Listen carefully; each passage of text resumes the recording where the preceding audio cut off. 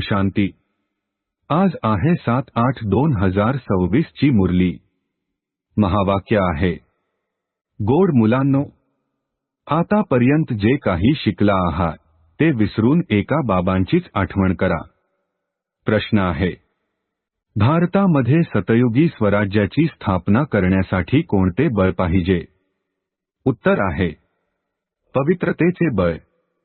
तुम्ही सर्वशक्तिवान बाबा सोबत योग लावून पवित्र बनता। हे पवित्रतेचेच बळ आहे ज्याद्वारे सतयुगी स्वराज्याची स्थापना होते। यामध्ये युद्ध इत्यादीची कोणतीही गोष्ट नाही। ज्ञान आणि योग बल हेच पावन दुनियेचा मालक बनवतात। याच बळाद्वारे एकमताची स्थापना होते। धारणेसाठी मुख्य सारांश आहे, 1. संगमयुगावर श्रेष्ठ कर्म करून पुरुषोत्तम बनायचे आहे। कोणतेही असे कर्म करायचे नाही जे कनिष्ठ बनवेल। 2. गुप्त रूपामध्ये बाबांचे मदतगार बनून भारताला स्वर्ग बनविण्याची सेवा करायची आहे। आपल्याच तन्मंधनाने भारताला स्वर्ग बनवायचे आहे।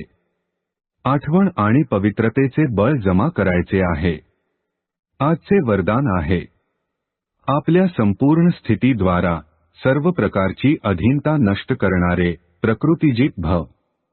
स्पष्टीकरण आहे, जेव्हा तुम्ही आपल्या संपूर्ण स्थितीमध्ये स्थित व्हाल तेव्हा प्रकृतीवर देखील विजय अर्थात अधिकाराचा अनुभव होईल। संपूर्ण स्थितीमध्ये कोणत्याही प्रकारची अधीनता राहत नाही। परंतु अशी संपूर्ण स्टेज बनविण्यासाठी 3 गोष्टी एकत्र पाहिजे। 1. रूहानियत, 2. रूहाब आणि 3. दयाळूपणाचा गुण।